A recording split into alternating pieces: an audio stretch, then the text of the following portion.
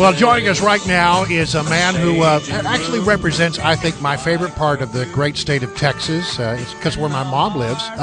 He represents the Lubbock and the Amarillo area. He also happens to be the chairman of the Armed Services Committee. Representative Mac Thornberry is with us this morning. Good morning, Congressman. Good morning, sir. That's a great part of the country you're from up there. It is, and I like your song, too. That's true. And by the way, Amarillo, Texas, I know you'll back me up with this. We had a discussion about this. Home of the best donuts in the world. Oh, a donut stop is excellent. You're exactly right. See, I'm not wrong about this. All right, listen, we got serious stuff to talk with you about, and it has to do with what Harry Reid said the other day about the annual defense bill. Here he is. What happens? The president said he's going to veto it, so I think it really is kind of a waste of time, but that's the way it is. The guy who is the Democratic leader of the Senate says coming up with a defense bill is just a gigantic waste of time. From your vaunted position there as chairman of the House Armed Services Committee, what do you think about that? I think this is unprecedented and deeply disturbing because for 53 straight years, Congresses of both parties and presidents of both parties have approved a defense authorization bill. And yet for Harry Reid to say, well, this year, on the 54th year, with all the threats that are going on around the world, it's just a waste of time to pay our troops. It's just a waste of time to pass all these authorities that are needed for the military to operate is just unbelievable to me. Is there any way that he was quoted out of context or something, or is the senator just losing it? I haven't seen any of his colleagues stand up and support what he said. How could he say this is a waste of time? Well, his argument is the president has threatened to veto it, so we don't even need to take it up. Now, of course, at various times, various presidents have issued veto threats because they didn't like provisions of the bill. But as I say, for 53 straight years, we've had presidents of both parties sign this. But here's the thing that's different from the past. This is playing political games with defense. So this bill gives the president exactly the amount of money that he asked for.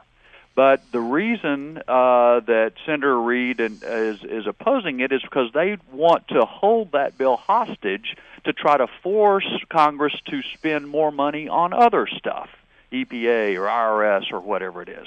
So there have been disagreements in the past on defense, of course. But what's new is using defense as political leverage, as a political game to try to force other changes, and that just hadn't happened before. Do you think they'll back down, or they seem to be sort of digging in for this one? Well, I don't know. They're reevaluating their strategy on this particular bill, but they don't seem to be backing down on the appropriation bill, which is the other half of what we need to fund defense. But remember, this is a really dangerous world with cyber attacks every day, terrorist attacks, Russia, China, North Korea, Iran, all of that happening. And the idea that it's a waste of time to pay our military while all that's going on is still, it's hard for me to even believe it. So where does this stand right now? This has to get done. It needs to move on. The troops are relying on us. Is there a sane voice in the Senate on the Democrat side, and is there anyone in the administration that's going to get this going? Well, I hope there's some sane voices. It's on the Senate floor right now. And they're working their way through amendments, which is the first time in several years that they've actually gone through that regular process. The Secretary of Defense and others want to see a defense bill passed. Will they be able to overcome Senator Reid or people in the White House? I don't know the answer. I got to ask you about this thing the president said the other day. He's in Germany and he's talking about ISIS. He's asked a question about it, and he says, "When a finalized plan is presented to me by the Pentagon, then I will share it with the American people." It's not. We don't yet have a complete strategy because it requires commitments on the part of the Iraqis as well. The president says there is no complete plan to deal with ISIS. And I don't know. I would really like to know your thoughts about this. You know how the Pentagon works. You're the chairman of the Armed Services Committee. Do you think that the Pentagon has a plan? It's just that the president doesn't like it? I think more accurately, the president has been telling the Pentagon what they can and cannot do, with severe restrictions on the training and the advising and where they can drop bombs and where they can't. So in some ways, my reaction is I kind of appreciate the president is telling the truth for a change, that he doesn't have a strategy to deal with ISIS. But what worries me is that he's blaming the Pentagon for him not having a strategy, and he's blaming the Iraqis. In other comments, he's blamed the Turks. So it's kind of like everybody's at fault here but him. And that's got to change if this is going to get better. Well, I mean, how is that going to change, though? And I mean, do you think that there's a willingness from the president to accept a strategy? I'm sure that, I mean, we've discussed this plenty of times. The Pentagon's got to have some real strategies here. Do you think he's willing to look at those strategies? Or is he just going to stick with whatever this half measure is that he's trying to accomplish? Well, I worry that he's just going to try to get by with enough, to get through the day. But, is he playing out the clock, I guess? That seems to be the sense here. Yeah, that's the sense I have, too. But I do think the American people are really concerned about this. Next week, we're going to have the Secretary of Defense and the Chief of the Joint Chiefs testifying on this very topic.